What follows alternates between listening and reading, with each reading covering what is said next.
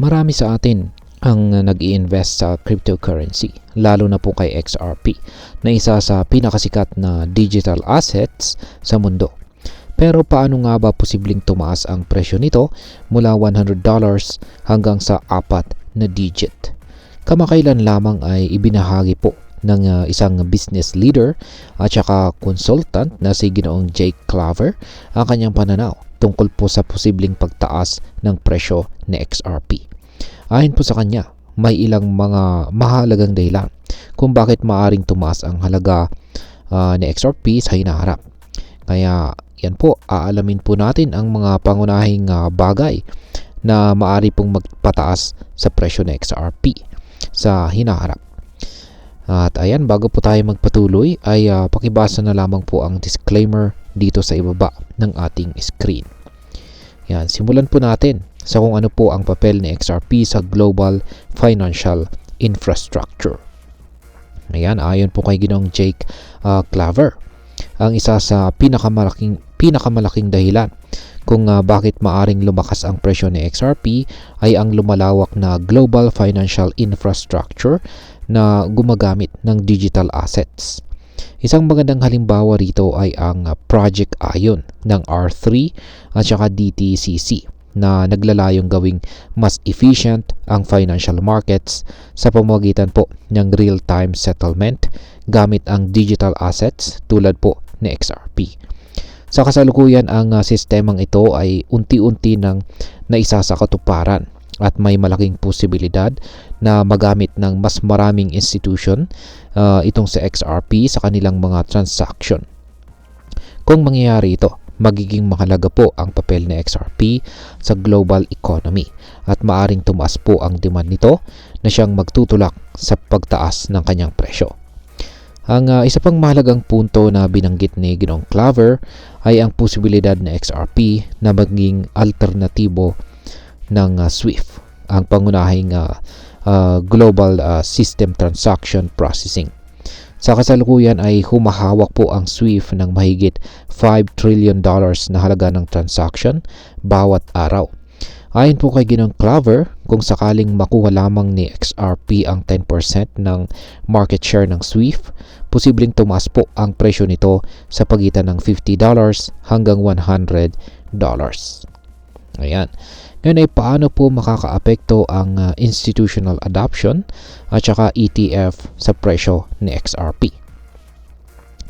Bukod po sa paggamit ng XRP sa global financial infrastructure, binigyang diin din ni Ginoong Claver ang papel ng institutional adoption at saka ETF sa posibleng pagtaas ng presyo nito. Kamakailan ay meron pong 17 or 17 na XRP-related ETF na inihain para sa pag-aproba or approval. Kapag na-aproba ng mga ito, inaasahan na dadaloy ang napakalaking halaga ng institutional liquidity sa market ni XRP. Ngayon ay bakit po ito mahalaga? Kapag nagkaroon po ng mas maraming institutional investors, mas tataas ang demand kay XRP na posibleng magdulot ng paglobo ng kanyang presyo. Ayon po kay host Zach Rector, kung pagsasamahin ang epekto ng ETF at ang institutional adoption, maaring umabot po ang presyo ni XRP sa $20 hanggang $30 sa pagtatapos ng taong ito o sa susunod na taon. Isa pang mahalagang issue ay maaring makaapekto ang isa pang mahalagang issue na maaring makaapekto sa institutional adoption ay ang kaso po ng Ripple laban sa SEC. Kapag natapos na po ang kasong ito sa pabor ng Ripple, magiging mas madali para sa malalaking kumpanya at institution na gumamit ng XRP sa kanilang mga transactions.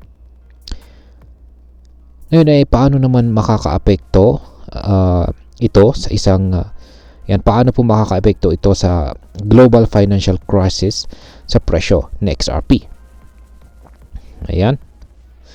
Ang isa pang extreme scenario na tinalakay ni Ginoong Claver ay ang posibilidad ng isang global financial crisis na maaari pong magtulak sa presyo ng XRP sa 4 na digits. Yan, or 4 digits.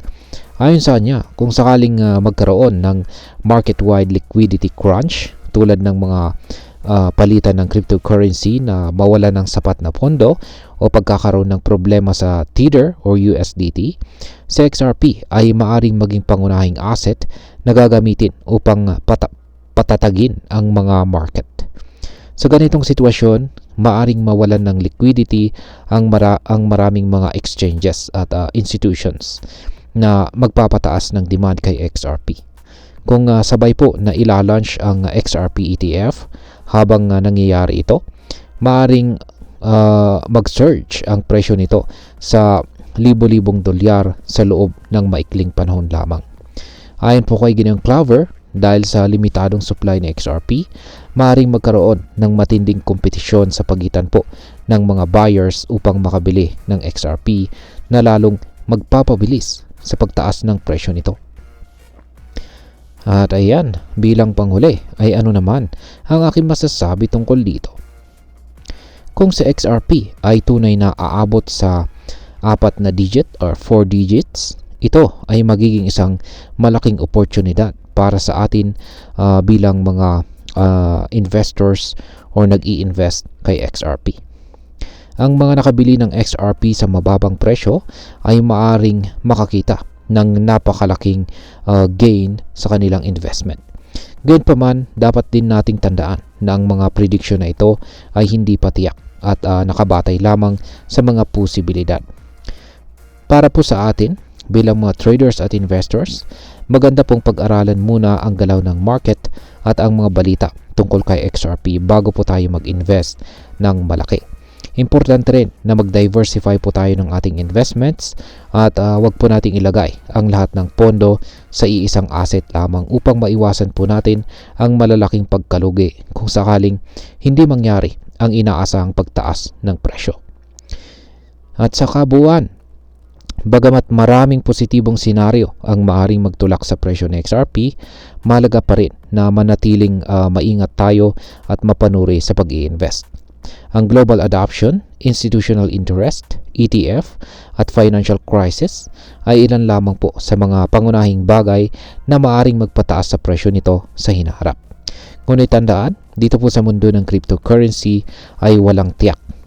Mahalagang gawin ang ating sariling research, alamin ang tamang diskarte at huwag umasa lamang sa mga prediction. Kung tama ang timing at desisyon, maaring maging isang malaking oportunidad itong si XRP para sa atin bilang mga Pinoy investors. At ayan, hanggang dito na lamang po tayo sa video na ito mga ka-crypto. Marami pong salamat sa panonood. Ingat po tayo lagi at God bless po sa ating lahat.